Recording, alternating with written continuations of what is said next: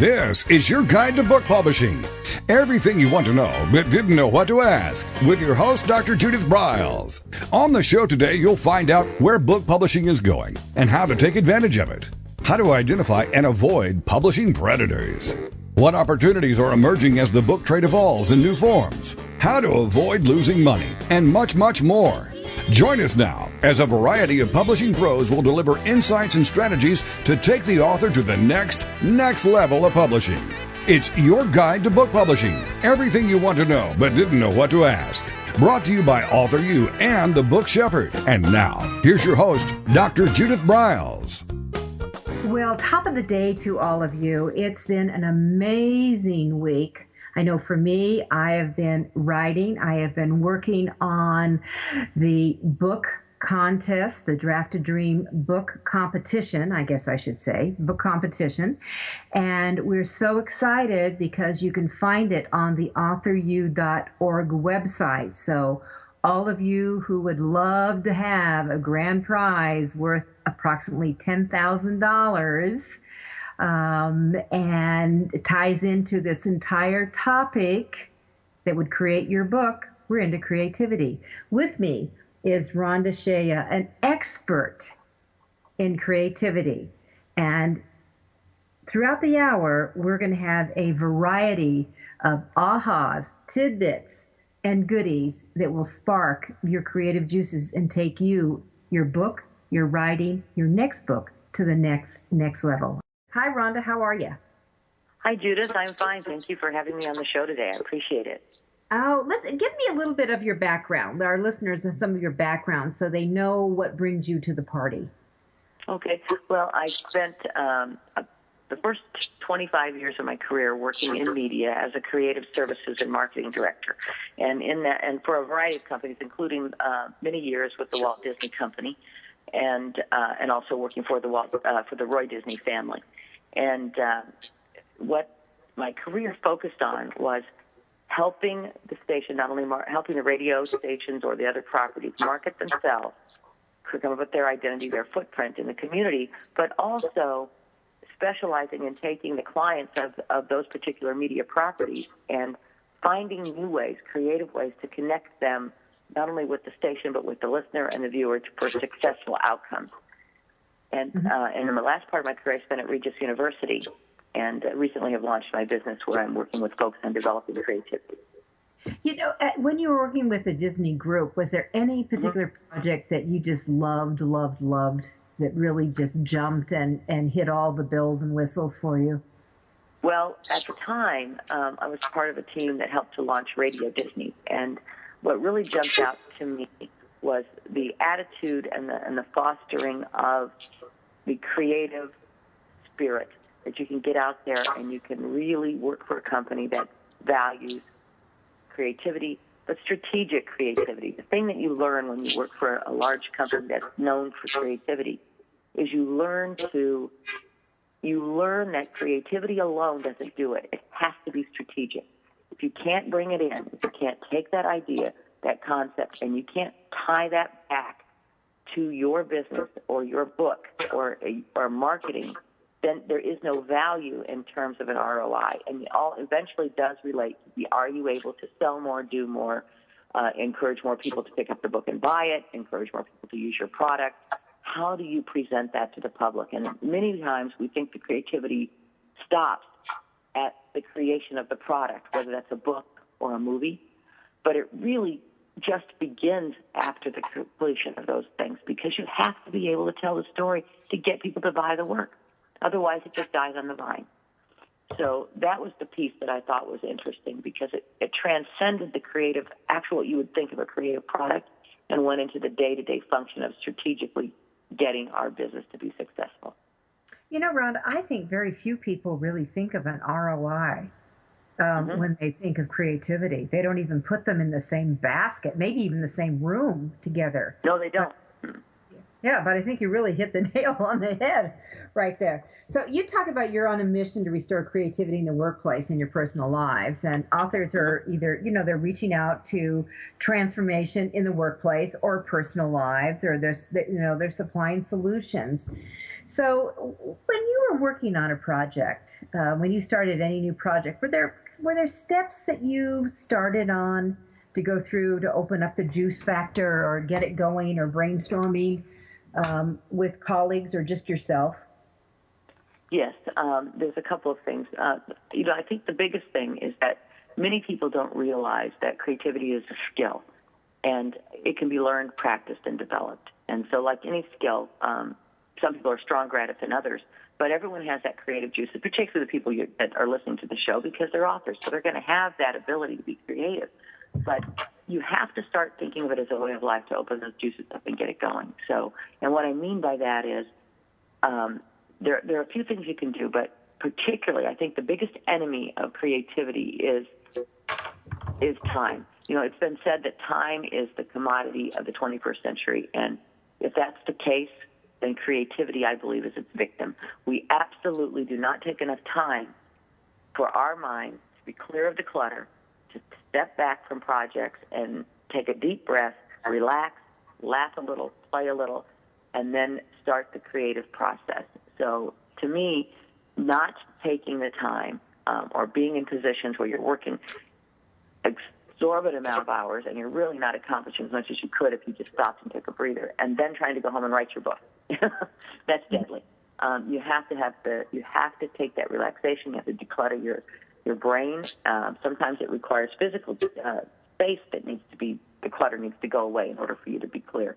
And there are a number of steps, but that to me is one of the biggest ones. That's number one. Well, I know from my own writing, I've always said that I'm a blitz writer. I go in just deep parts where I will sit down and literally, if I'm working on a chapter on XYZ, I will go into seclusion almost, and I will get that done. Sometimes I can do it in a day. Sometimes it's a couple of days, but I have to keep everything away from me. So I can diddle around and play and noodle and walk around or do whatever it is so I don't have outside noise, which includes the phone and the pinging and people. Absolutely. And all those things. And I think a lot of people don't get that.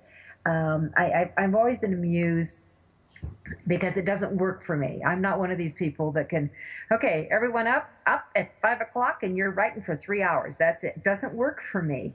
I don't work in that system. Although some people I know work very well. That discipline doesn't work for me. The discipline that works for me is I have to really axe out space so I can noodle a little bit. Yes.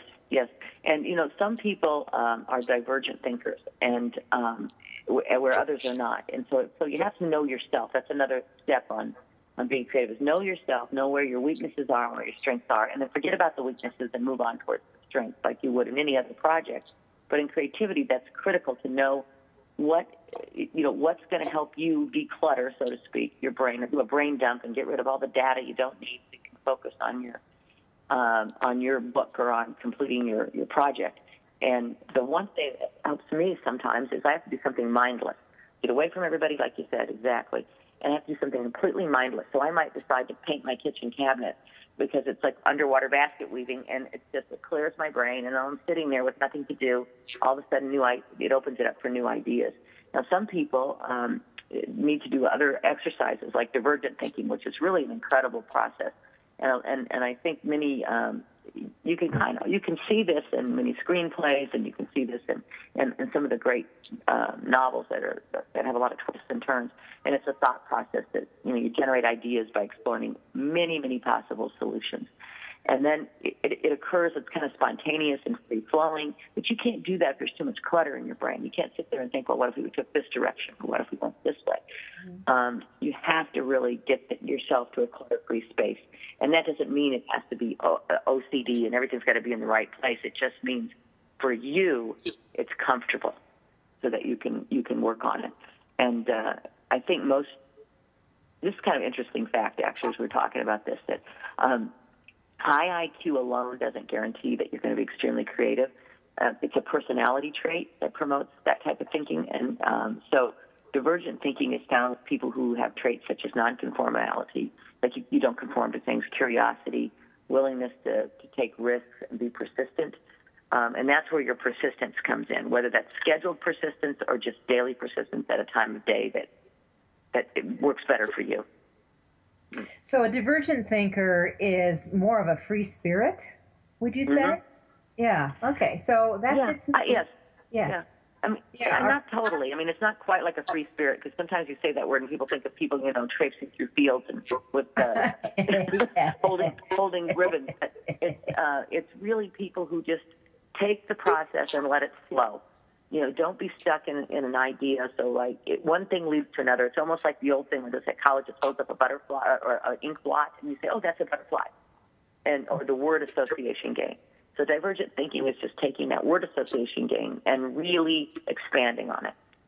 And you come up with 10 different solutions to a problem, and then you eventually get to one solution that's the one that you use. And it works. I know that when I'm writing, I create a game plan for myself and start playing it out. I'm working on a couple of new books right now.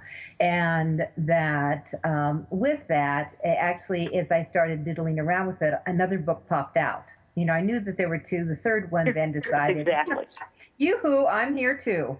And because I was in seclusion, and our listeners know that I just came off a 2-week cruise where I was in Europe, and then I did a transatlantic. And once I start the transatlantic part, I go into the deep dive. I'm secluded. No one can get to me. And I really start thinking and doing different things, but I have to surround myself also with some of the comfort stuff that I don't have to go traipsing off looking for things, but it's all kind of there. And actually, cabin attendants know they can't come into our cabin at all because I am at work. It's very interesting, but it works for me. So I think what you're saying is what's critical is that you got to know what works for you. And not what works for someone else, because that may not be your path. And I think that's where a lot of authors and writers get caught up, is they listen to the noise out there thinking you got to do it this way, and the reality is you got to do it your way. Is that what I'm hearing from you? Absolutely. It has to be your way, and whatever way helps you. Like I said, I'll say it again: get that brain dump going where there's nothing else standing in the way, and that you find a way to declutter. And that doesn't mean, and like with me, my study is an absolute mess, but it's my mess and I know where everything is. Declutter means that I can't be sitting there getting distracted because the phone is ringing, because, oh my God, I need to put this piece of paper away. Oh, there's a bill on the desk, the distraction that I need to pay. You really need to get that space, both mentally and physically, where you can focus on what you want to do. And sometimes it's taking a walk. It just depends on the person, whatever helps them to develop that, to get into that zone, or as you say, the deep dive, to where you can really, start putting the pedal to the metal and get there and start working on your project or your book or your concept. Yeah, that's critical, because my deep dive sometimes is just going out and looking at the koi fish. Absolutely. Just kind of watching how the sun hits the, shimmers on their backs and things like that.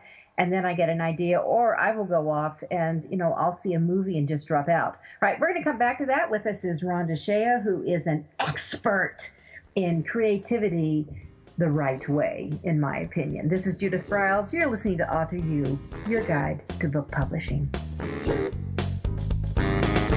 This is your guide to book publishing. Everything you want to know but didn't know what to ask. With your host, Dr. Judith Briles. And we'll be right back with more great information right after these.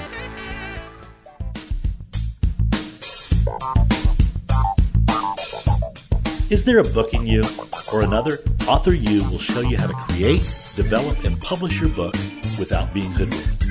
If you already have a book out, you'll find a supportive and brainstorming community that's connected and creative no matter where you live. Author U brings in national experts for its book camps and annual author extravaganza held each May. It has regular meetings and delivers webinars for its members on timely topics. Through Author U's extensive network, members enjoy exclusive benefits, including significant discounts for a variety of services necessary to publishing. The Resource, its online book publishing news magazine, is content-heavy and it's free. If you want to create a book that has possessed pizzazz, punch, and panache. Author U is for you. If you're a hobbyist or a casual author, it's not. Join Author U today through its website at authoru.org. Follow Author U on Twitter at Author U and on Facebook at Author U, where timely author and publishing tips and articles are posted daily. Author U, where the author goes to become seriously successful.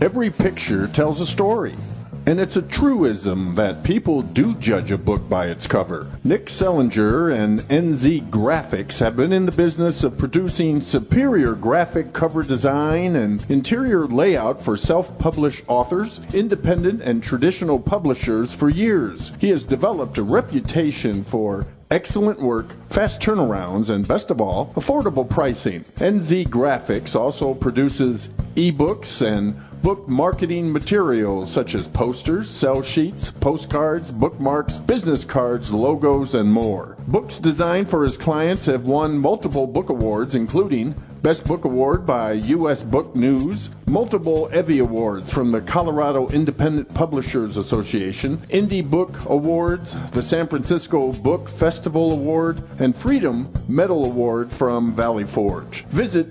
www.nzgraphics.com or call 303-985-4174 for more details about making your book the success it should be. Mention that you are an FOJ, friend of Judith's, and that you heard about NZ Graphics on your guide to book publishing.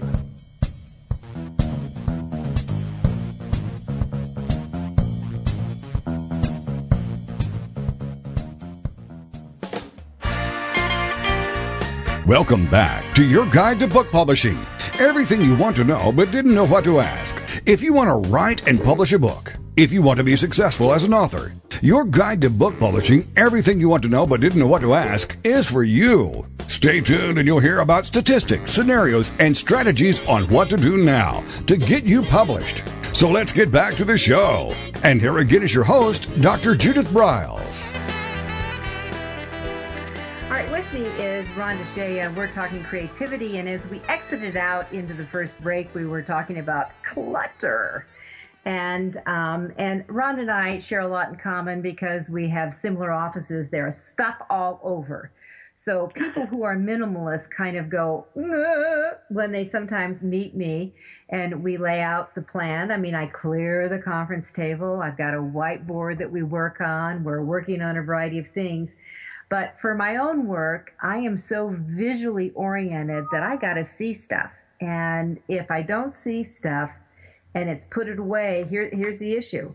You know, today is Thursday. And on Thursday, my mind, my eyeballs may be working in one way. And on Friday, there's a tweak to it. So the Thursday people may not be speaking to the Friday people if I had put it away very neatly, like my highly organized, visually organized people want. And I think what's important, what Rhonda is saying is you got to work with what works for you, not with what works for someone else, because we can get off track. And then guess what? You get stuck. You get stopped. So clutter doesn't mean, or decluttering doesn't mean you put everything away and you clear everything off so you don't see anything. Right, Rhonda? Absolutely. Because sometimes, like you said, you need those visual pieces that surround you for comfort and to just help spur on some new ideas. So you're 100% right. It's not about whether or not it's all in the drawer. It's about whether or not it's in a way that will help you relax and be able to work. And sometimes you need some toys. Sometimes you have to have toys out there. Yes, you do. And I'm actually going to talk a little bit about that. I'm a big Mr. Potato Head fan myself, so I keep Mr. Potato Head on my desk. I keep Legos, a variety of other games and assortment of odd beats and things, because as I'm trying to think, sometimes I'll just play with those. Playing is important, and just getting your mind off of sometimes the problem or the block by doing anything while you're sitting there, especially if I don't want to get up and walk around. If I want to stay at my desk because I really want to be kind of sequestered to get my work done, I sometimes need that break to just think a different direction. And there's a number of things like that. Another example is, I always tell everyone that the creative people are inquisitive people. So I wonder about things all the time, and I'm sure you do, and I'm sure that many of the listeners do that. I'm constantly questioning and wondering and why and how. And could this be done differently? How would I do it differently? What would make this more special? How, and keeping track of those things, because you can't remember. You need to write down. This is another thing. If you're sitting there and you're coming up with ideas and you're trying to find whether it's about marketing or it's creating your actual product, write down any thought, no matter how random it is. If you could be driving in the car and see something that's totally unrelated to what you're doing, but you like the way that looks, stop, take a picture with your phone, write it down, file it away. Because I have a colleague who does a deal. He likes to role play. And he will, when he does leadership in business, and he will go through the what ifs. I love what ifs. Well, if Napoleon is here, what if he had this problem? What would he do? If blah blah blah was here, what would he do? I think that those kind of things are kind of fun and play with, and it can get off the wall too. Absolutely, taking another point of view, and that's another area where you talk about strategic creativity, where you kind of assimilate to either another character and you look at it from their point of view, or you assimilate into who's going to eventually use your product and look at it from their eyes. Because as much as we like to think, this is my baby, especially when anything you create becomes your child, and you love it, and you nurture it, and all of those things. But you're actually preparing that child to go out into the world. So the reality is you have to look at it as the world would look at your child. So if you take a look at your product, your book, and as you're working on it, whether it's writing it or preparing to market it, and you look at it from the perspective of who eventually is going to read this, who is this going to go to, and then try to look at their point of view and incorporate some of that into at least the marketing efforts, or perhaps even into the writing, depending on the type of the material you're writing. Mm-hmm. Well, I had recently, my friend said, let's go see this new movie a week ago. So we went to see the new Ben Affleck Gone Girl. Mm-hmm. And I came away, number one, it's not my kind of movie, that kind of the psychological. I love thrillers type of thing, but the people who are so manipulative and diabolical, actually, in what they do, I came away, I had to watch something else to bring me out of the funk it put me into, to realize, my God, there's people out here who do these awful things, that do this plotting, and I'm always amazed at their creativity and how they can pull this stuff off, and where they think of it, which my mind doesn't work in that kind of vindictive way.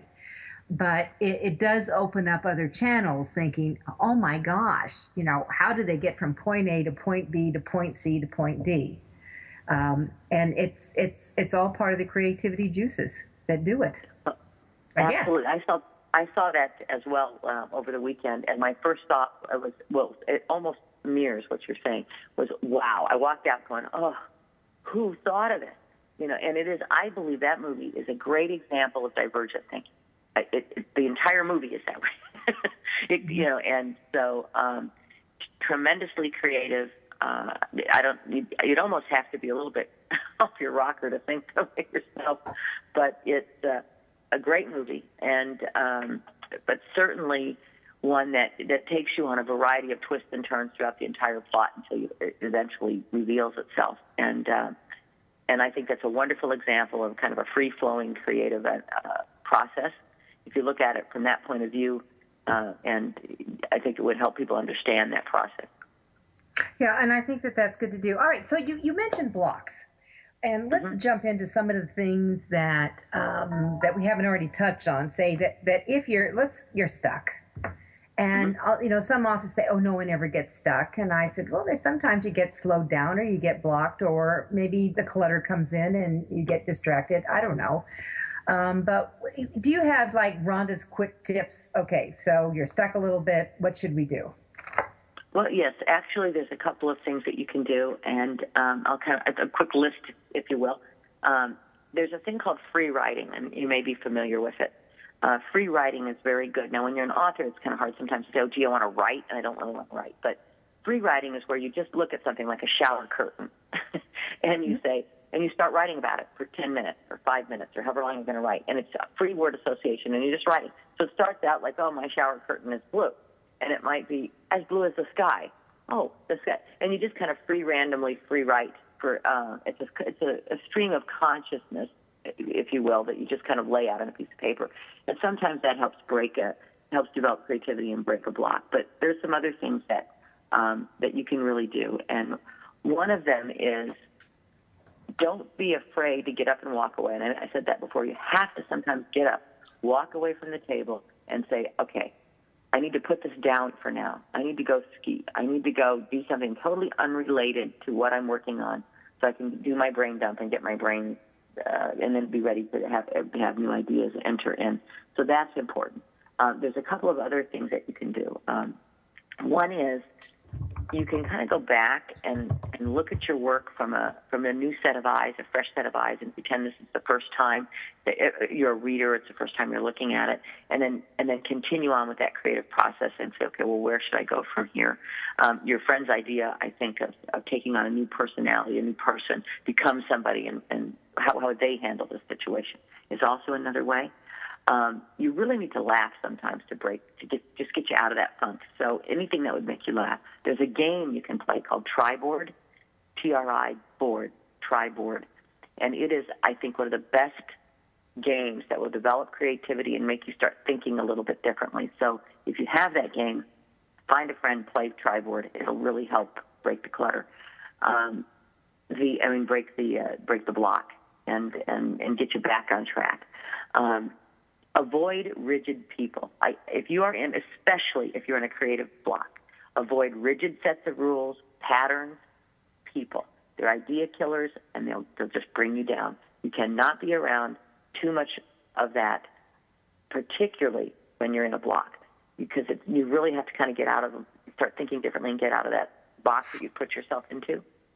And so things that are very rigid do not help you when you're in that situation. So I would say those are some of the quick ideas. Celebrate the small stuff. If you're in a block and you can't really get past a certain point, and you finally manage to come up with even if it's the next sentence, stop and go, yes, and celebrate it, And then the other thing that you can do is you can look for something that really speaks to you, and that will feed that. So if you're somebody who also likes, many creative people have many skills. They're not just writers. They might be photographers or painters or, have some other form of the art. Just so when you take that break, go do something, but do something creative. So try to do something that's creative, but in a different realm than you're used to. Mm-hmm. Some of the things I like to cook. And a lot of times when I used to come back off the road, when I traveled so much, sometimes I used to be 10, 12 different states in 1 month speaking on my books. And I would come back and, I'd been gone for a while. And hubby John would say, God, there's so much to do. You need to get down in the office. And I would be up there cooking. And I guess part of my creativity comes cooking.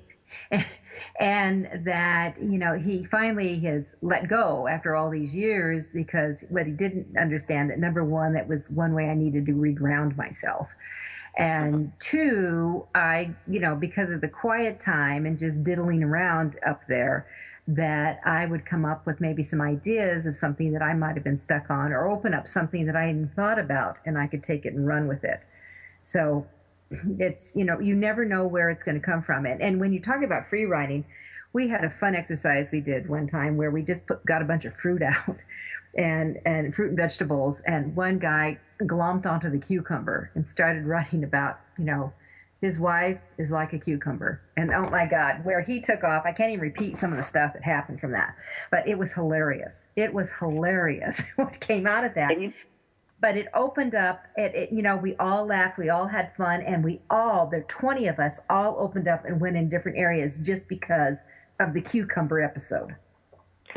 And, that's exactly why you get away from that. And cooking is very creative. I mean, it's one of those things that that you can kind of break the rules, and you can go outside the traditional recipe, if you will, and you can create your own flavor. And it's a very good exercise to help develop creativity. And then what you did is what I like to refer to as cross-pollination, or GEI, generic engineered ideas, and genetically engineered. I'm sorry, genetically engineered ideas.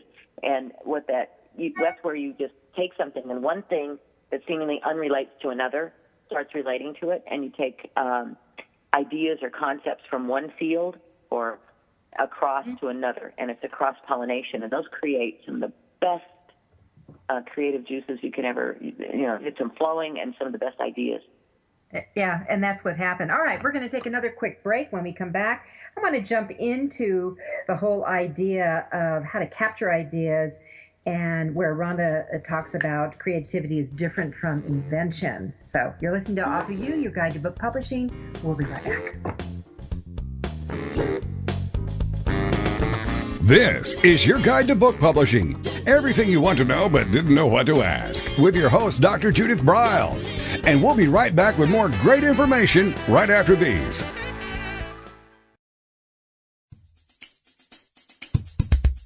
Since 1987, Color House Graphics has set the standard for quality book production. Whether you decide to print a small quantity of books or need a large print run, depend on Color House to help you. You'll receive professional help and advice the moment you reach one of our representatives. If you mention hearing about us on your guide to book publishing with Judith Briles, we will provide you with a discount on the first order you place.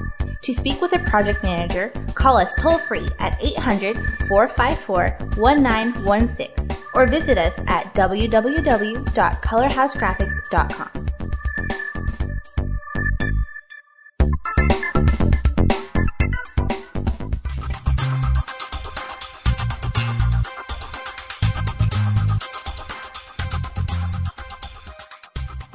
When Ned Thompson and Harry Shore started Thompson Shore in 1972, they believed employees with great character would make up the best company. They were right. They hired people who were not only experts in bookmaking, but who were obsessed with quality and delivering exceptional customer service. Almost 40 years later, Thompson Shore remains a 100% employee-owned company. Ned and Harry knew that successful customer projects are a direct result of empowered employees. We specialize in all books for large and small publishers, creating beautiful and well-made books. We're dedicated to pleasing our customers by making the experience a good one from start to finish. The personal touch we have with our customers allows us to be innovative in solving their most difficult challenges.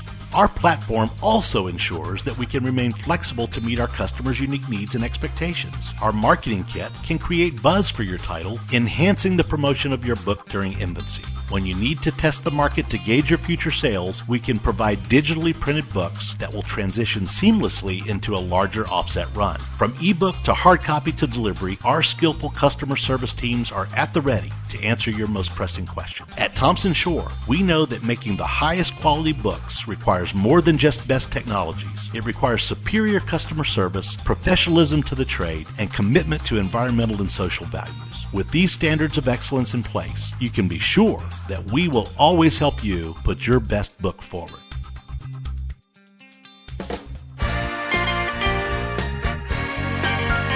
Welcome back to your guide to book publishing. Everything you want to know but didn't know what to ask. Coming up, you'll hear more about statistics, scenarios, and strategies on what to do now to get you published. So let's get back to the show. And here again is your host, Dr. Judith Briles. One of the fun creativity things that we're doing with at authoru.org is we've created the Draft a Dream book competition.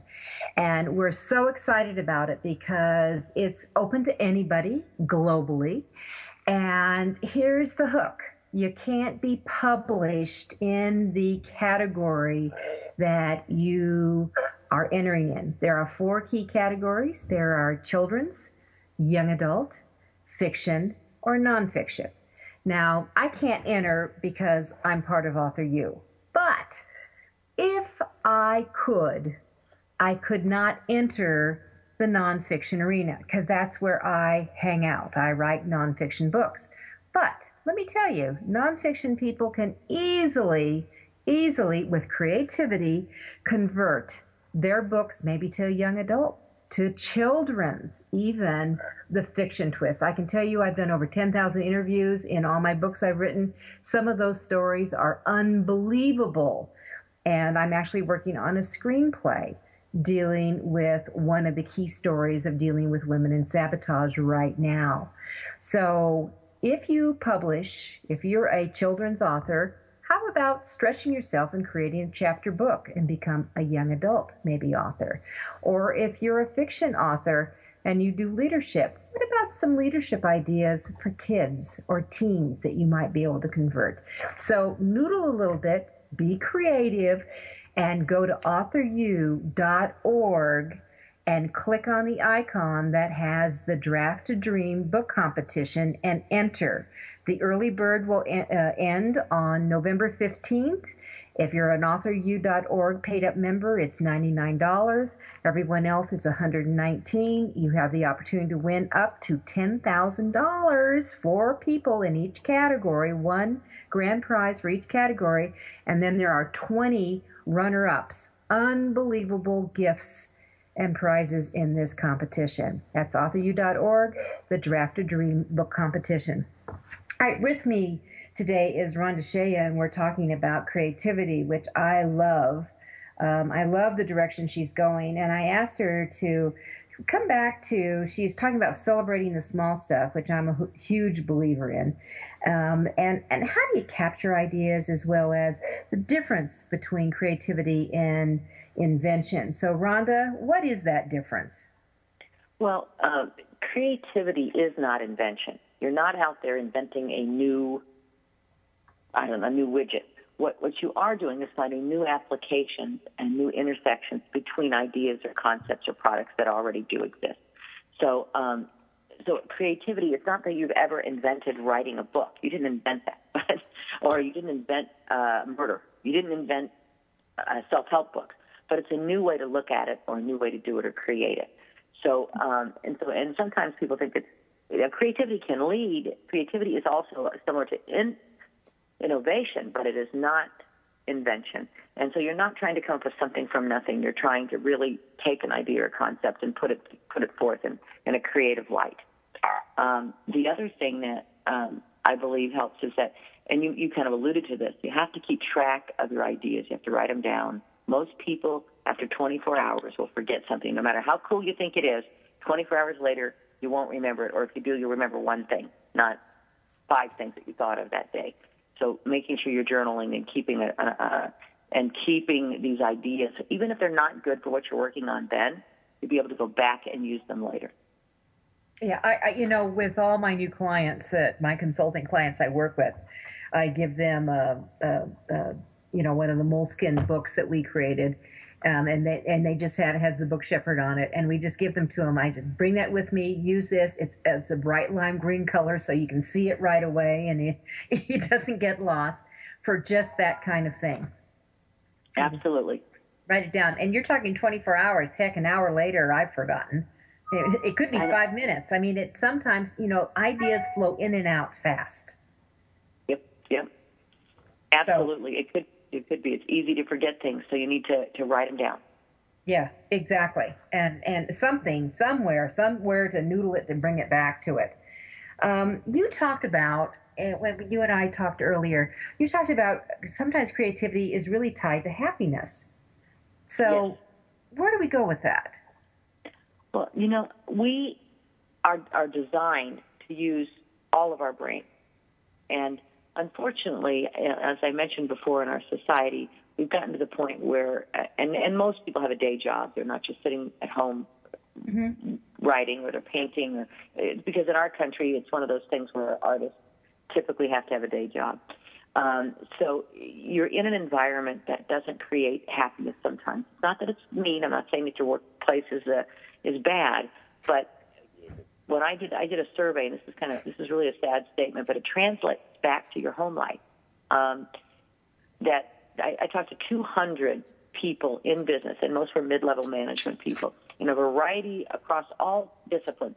Some worked at universities, some for the government, some worked in media, and overwhelmingly, the response that I received from people was, in my opinion, very sad, and I think it relates to why we don't see the creativity in our lives and in the workforce that we used to see in this country. And frankly, we've lost it. It's almost a lost art.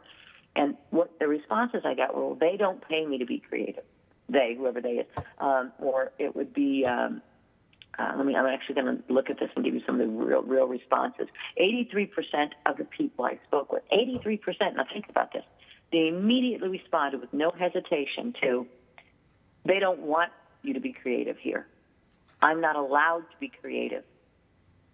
I'm not allowed to be creative. I mean, can you imagine? And some of the other statements were, creativity is not welcome in my office. So when you are in a work environment that is where you do not believe that you have the value, or you're not asked to use that part of your brain, and you're busy and you come home, it's a depressing situation. And it's not good for the workforce in general, because it's much better to have workers who participate and are happy. So because you want to feel engaged, you want to feel that your contribution counts. And that goes at home as well. So when you are using your brain, when you go out and you do something that is on the creative side of your brain, whether that's writing a poem, working on your book, taking a photograph, playing with Photoshop, building Legos, whatever it might be, woodworking. There's so many ways to be creative. Reading is a fabulous way. And when you do those things, you feel satisfied, and you get this feeling that helps you feel like you've done something, you've completed something, that you count and you matter. And it's very, very difficult to create that feeling of happiness if you're not fulfilled on the creative side of your brain. And so that's what I meant by that. Perfect. And I think that's it's stunning to me when people say we can't be creative. I was a spokesperson years ago for one of the products that Procter & Gamble made, and I remember sitting in our initial layup where we're getting ready to launch this new product that they were doing, that I was a spokesperson for, and that the CEO said that, look, he didn't like the phrase thinking out of the box. He said, look, if you got to think out of the box, it means you got to change the bloody box. And that always stuck with me, that we need to change the box from where we come from. It can't be the same old all the time. Absolutely can't. And in fact, I just even hate the term, because we really shouldn't be in any kind of a box. But unfortunately, yes. It's a good way to describe it. But sometimes you put yourself in those boxes because you're afraid to take the risk. And, that's another thing with being creative. Don't be afraid to take the risk, whether that's at work or in your own personal life, or even, or when you're writing your book. Don't be afraid to take a risk, because it is through taking the risk. And sometimes the solution to your problem or the solution to your creativity block isn't going to be logical, because the problem's not logical, so the solution doesn't necessarily be logical. So try to realize that it's critical to be able to think differently and take a risk. And risk-taking is it's right on the top of the list. Risk-taking and breaking rules are some of the two most important things you can do to be creative. I don't mean breaking rules just to get up and say, well, I'm going to break a rule, so I think I'll drive 80 miles an hour down this road today. What it really means is that you understand why the rule's there, and then look at it from a different perspective and see if there's a strategic reason to break it. Don't be afraid to do that, because if you don't break the rule, you'll never get outside the line. You'll never get out of the box. Well, and the other thing is that when you do start breaking those rules, my experience is that it becomes transformational. I've got a client who really was he is a well-respected businessman, headed up a firm, and during the process of writing the book, the transformation that was happening to him, that it turned out that his personal goals were really coming to the forefront, and they no longer matched what their collectively 18-year partnership was all about. And that, and he found that he had really outgrown his partner in a lot of ways. And they're going through a painful divorce right now. because of it, and where one says is really much more about money, and my client is more of a global perspective now. Money, you need money to do some of the things they want to do, but he wants to bring a lot more into the mix, and his partner wants to leave everything as it is, and it's painful. It's painful. I know that tomorrow I will be going down to their probably last conference for all their clients, and I said to him, do people know what's coming? Do your clients know what's coming? And he says they don't. And I said, oh yes, they will. I guarantee they will feel everything. When I walk into that room, I'm going to tell you, I will feel there is something in the air. Don't deny it. So makes it interesting. And creativity can spur, when you start thinking differently, it can change the way you think.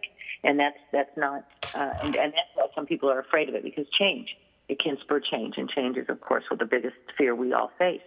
And another fear we face with being creative is we don't understand that the benefit of being wrong can many times outweigh the ramifications of it. That it's okay, we don't get that. That is dicey, Ron. Let's come back. We're going to take our last break. We'll come back, and we're going to open back up on that. This is Author You, your guide to book publishing. I'm Judith Briles, and my guest today is Ronda Sheya. This is your guide to book publishing. Everything you want to know but didn't know what to ask. With your host, Dr. Judith Briles. And we'll be right back with more great information right after these.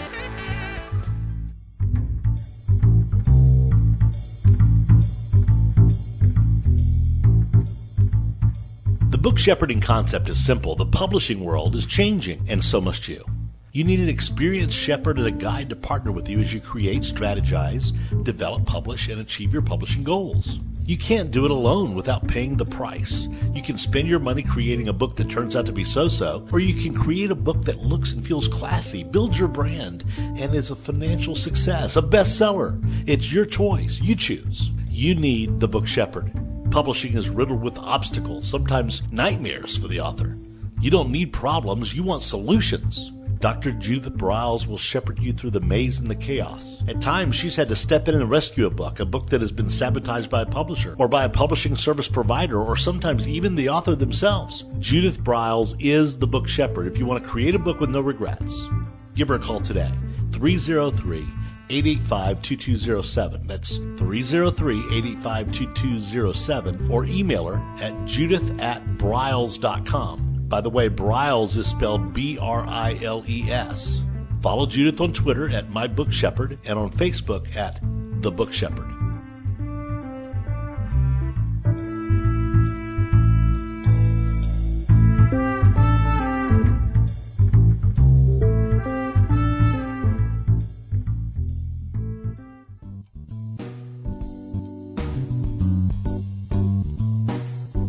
At Total Printing Systems, customer service is our priority. We are located in Southern Illinois.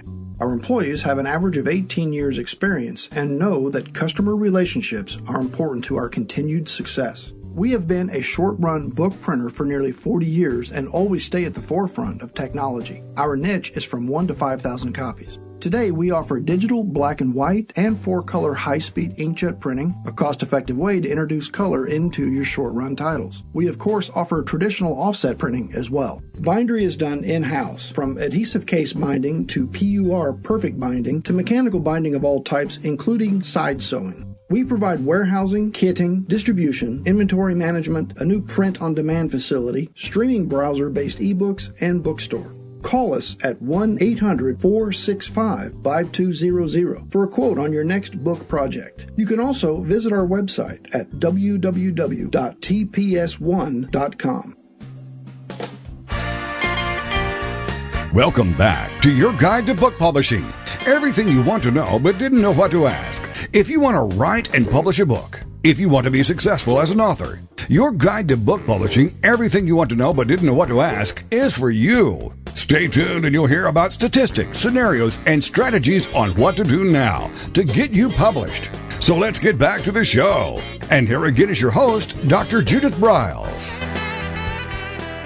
Fear. fear. Oh my gosh, the fear factor in writing, in publishing, in publicity, in promotion. And I think one of the things that a lot of authors don't realize is how vulnerable they become once those books come out. And I think this is when creativity can really come into play, kind of like the invisible cloak. In fact, I was reading not too long ago, Rhonda, that they're developing an invisible cloak that can be commercialized. I can hardly wait to get one. I think that would be very cool to be a fly on the wall in some places. I'm in on that. I am totally in on it.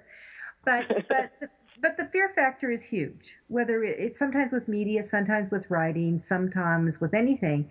And when you have creativity, you can be clever. I think it can get you a lot of times out of deep doo-doo. Oh, yeah. Yeah, it can. It can definitely help you get you out of situations. It can also put you in situations. All right. So how do we get into them and get out of them? I know. Well, I was saying earlier that being wrong can many times outweigh the ramifications of being wrong. And we learn sometimes through our mistakes and through our trial and error, and we can't be afraid to learn and grow. And we can't be afraid of what I call stepping out on thin air, taking that risk and saying, well, I'm just going to do it. I'm just going to quit the job, and I'm going to go ahead and try to write that book. Or I'm going to, you have to, of course, again, I go back to strategic. If you are going to do that, you plan it so that you can get yourself 6 months of time or a year where you can live and not lose your home and, all the things that people fear. But you can't be afraid to take that risk. And that means not only creatively in your writing, but in the promotion and the marketing aspects of your book or your product or whatever you're attempting to promote to the public. But fear is a huge factor. Many of the things we don't, it's most of the things we don't do is because we're afraid of it. We're just simply, it's in our nature to be hesitant. And those people that are tremendously creative or have that, there's always those people that you see and they're skiing off the cliffs and they're doing things and they have no fear. Well, to some degree, we have to learn to incorporate that into our professional lives and into our creative lives, where we're not afraid to go off that cliff and take the chance. And because that's where the greatest growth is sometimes made, is when we're just taking a step out into nothing and going, okay, I'm going to chance it. Here we go. Yeah, and some of the greatest growth can come that when you did take that step off and you bombed. Absolutely. That you can take it and run with it. I mean, I've always said that, and I've had a lot of success out there, but my greatest movement has come from the failures I've gone through and moving on. I mean, certainly you get lessons learned, but these ahas or sometimes other avenues open up that wouldn't be there if you hadn't stumbled a little bit. I always tell everyone that creativity is a destructive force. You kind of have to tear things apart and do things differently and then put them back together in a different way. So one of the first steps of creativity is being willing to just kind of blow things apart. And that's where the fear comes in. That's where the fear factor will stop you at step one if you let it consume you. All right.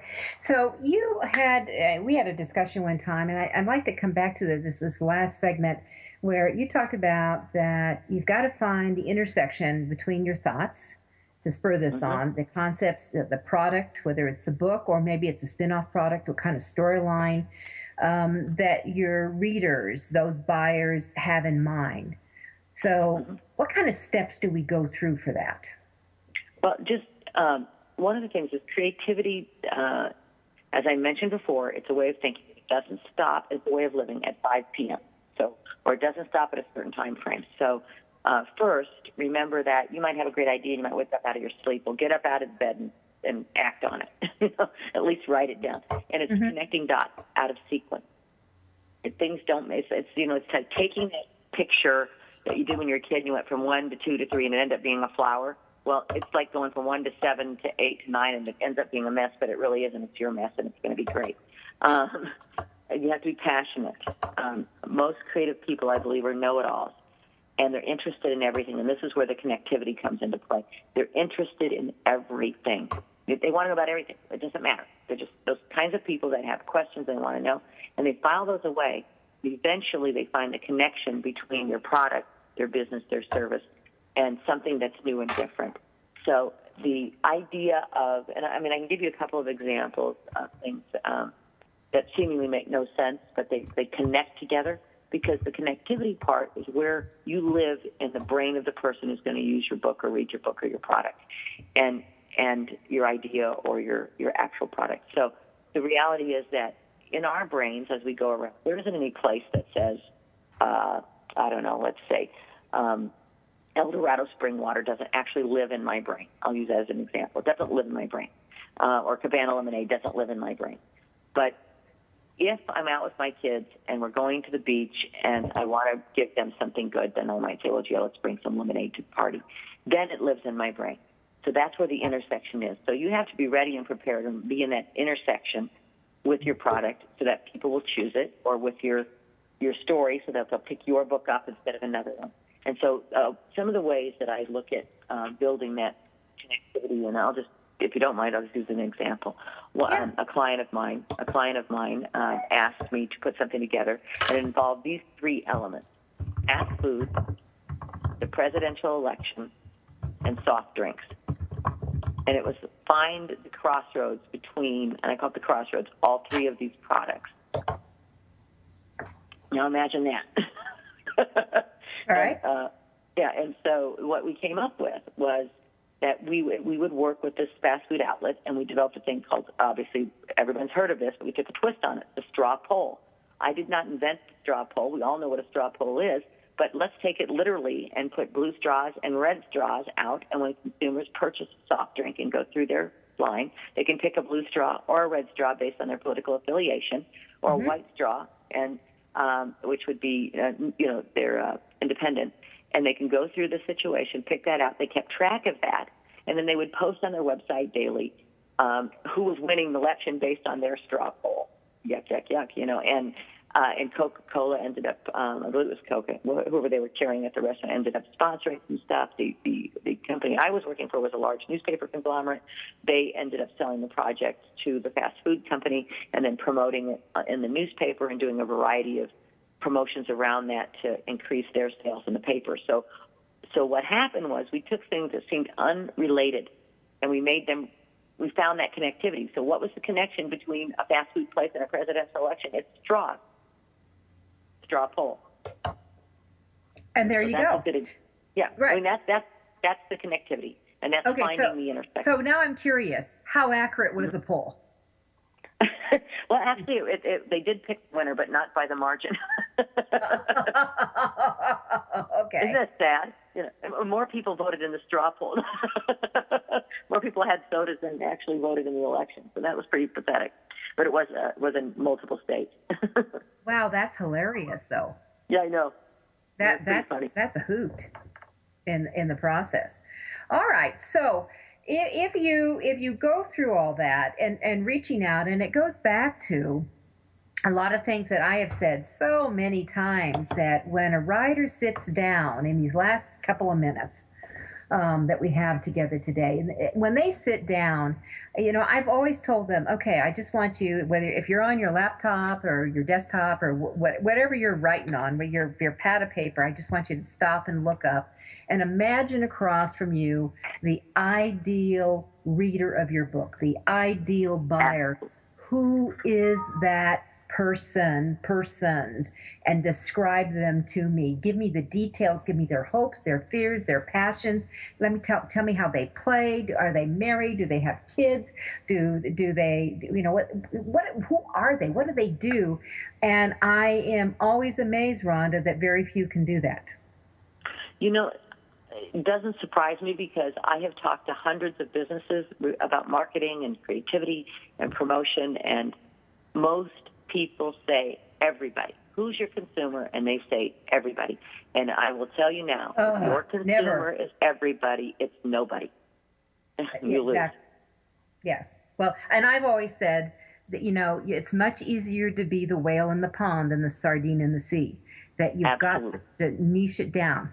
Rhonda, we have a couple of minutes left, and why don't we tell people, this has been wonderful, great insight about your company and what you can do for authors and writers. Sure. Well, my business is at Sheya Group, SHEYA-group.com. And folks are welcome to go on there and take a look at the services we offer. And we offer a variety of services related to marketing, but I have a workshop and private coaching under what I call creative engine optimization, which is taking your brain and putting it in hyperdrive when it comes to creativity. And I can provide private coaching sessions for that, or come in and speak to large groups. Companies have done this for the University of Denver twice. I am currently getting ready to do this for another symposium in Chicago. We're able to, and I have a partner that helps me with this as well, who's extremely creative, and depending on what we're focusing on, I may bring in someone else to help with certain elements of this. But the key thing isn't just creativity, it's strategic creativity. You have to be strategic about this, because that's what's going to sell. That's what's going to make you the money. And unless you're independently wealthy, you can just go around and do creative things for the heck of it. And that doesn't work. And with that, we're going to have to close up here. But Ronda Sheya, you can get a hold of her at the Sheya Group, SHEYA Group.com. And if you want to make a difference in what you're doing, Rhonda will be the perfect guide, and she will be doing a workshop at the Author U Extravaganza. Start watching for information on that, May 7th through 9th next year, 2015. You want to have that experience. Thanks so much, Rhonda. And can I add one more thing? There's a dash between Shea and Group, so it's Shea Group. Okay, so it's SHEY Group. SHEYA Group. Uh-huh. Yeah. All righty. Thank you so much. All right. Thank you. Thanks for having me. You're welcome. All right. We'll be with you next week, and have a great one. Thank you for being a part of Your Guide to Book Publishing. Everything you want to know but didn't know what to ask. With your host, Dr. Judith Briles. Each week, a variety of publishing pros will deliver insights and strategies to take you, the author, to the next level. You'll learn tips and secrets on how to create, strategize, develop, publish, and achieve book publishing success by making one very simple change in your book's journey. How to avoid the publishing predators. How to create an author and book platform that rocks. Learn how to make a living with your words and your books. Learn how to publish a book that has no regrets, and so much more.